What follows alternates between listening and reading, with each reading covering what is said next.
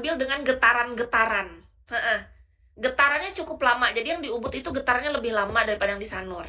Syukurnya pagi aku ada mobil itu, dia datang, akhirnya aku pulang dengan selamat.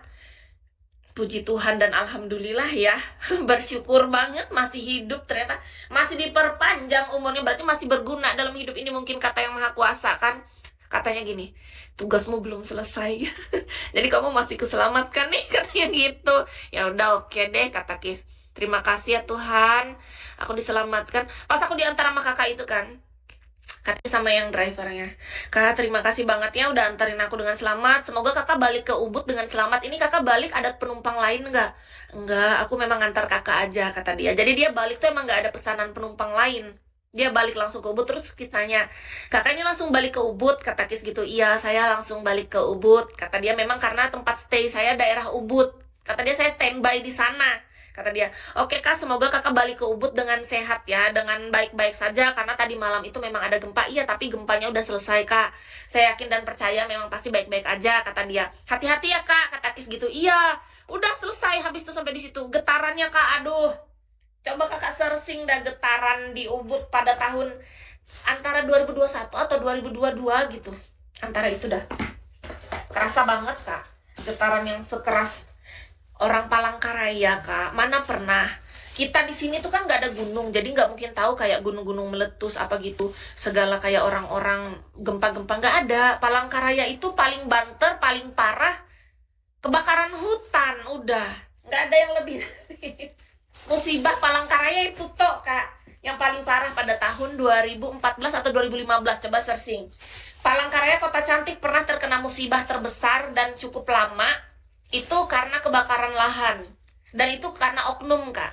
Sekarang udah ditanggulangi, syukurnya tuh gubernurnya kayaknya oke ya, menurut Ki sih.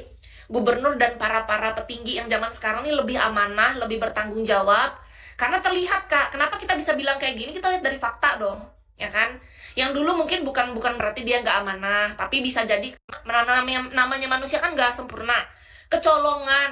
Kecolongan, ada oknum yang gak bertanggung jawab, mereka ngebakar lahan sembarangan lalu ditinggal gitu loh kak. Nah sekarang tuh kayak lebih terpantau, jadi kayak gubernur tuh udah turun ke lapangan langsung, lalu orang-orang para petinggi itu semua amanah kerjanya, jadi kelihatan nyata. Terbukti setelah tahun 2014 atau 2015 antara itulah. Berarti sekarang sudah 11 tahun. 11 tahun setelah kejadian itu, kayaknya kejadian yang benar-benar ngenain mental kita semua. Jadi kita kayak pada sadar gitu. Orang Palangkarayanya juga belajar ketika ngebakar sampah, kan tanggung jawab kita nih. Misalnya kita punya rumah di perumahan komplek, pasti banyak kan orang perumahan tuh suka bakar sampah dong. Karena apa? Banyak orang di sekitar sini tuh memang suka bakar sampah kak. Niat mereka tuh kayak pengen ngusir nyamuk, itu yang pertama. Terus mereka nggak mau sampah-sampah daun atau apa tuh numpuk, jadi mereka bakar. Tapi diberi tanggung jawab, jadi sudah diberi amanah oleh para petinggi di sini, dikasih tahu untuk para warga yang tinggal di kota cantik Palangkaraya, mohon kerjasamanya. Bagi yang membakar sampah, setelah membakar pastikan disiram sampai benar-benar clean, bersih. Itu tugas kita kak. Jadi kita boleh misalnya bakar tapi langsung siram. Alangkah baiknya nggak perlu bakar. Sebenarnya gitu diarahkannya. Jadi kalau memang harus banget bakar, siram, karena kita kan lahan di sini gambut kak. Mereka langsung siram, itu tanggung jawabnya. Jadi setelah bakar siram, bakar siram. Nah tugas kita, karena menurut Kis pribadi gini, kita nggak boleh menyalahkan semata-mata hanya pimpinan dalam hidup ya kak. Memang pimpinan teratas itu sangat berpengaruh untuk orang rakyat kecil, itu pasti. Pimpinan yang kurang amanah, menurut Kis itu akan sangat menekan rakyat kecil yang paling berasa, itu pasti. Tapi maksudnya tugas kita juga sebagai rakyat kecil yang ya kita nggak bisa apa-apa dong untuk mengubah kebijakan di atas kan. Cuman minimal ya dari lingkungan kita kan, dari lingkungan pekarangan rumah, yang misalnya kita terbiasa membakar hutan, kita siram. Kita pasti punya loh lahan, manusia-manusia di sini pasti punya tuh lahan atau apa. Nah terus kita niat mau ngebakar karena pengen cepet kan, padahal itu kan nggak baik. Kalau misalnya itu punya lahan agak berapa hektar, kita niatnya cuman, oh aku cuma bakar di lahan aku sendiri gitu, itu akan menyebar kalau kita nggak pantau. Menyebar ke sana kemari mencari alamat dia kak.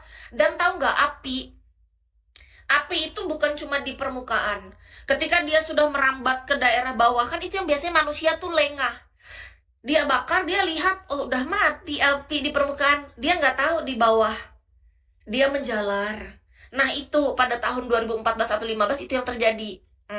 Jadi menurut Kis pribadi, kita-kita yang belum terbiasa dengan hal kayak gitu, ketika itu kejadian, kalau bukan karena keyakinan kepada Yang Maha Kuasa, kalau bukan karena Yang Maha Kuasa sangat baik, mungkin Kis sekarang lagi gak bicara gini di Bigo.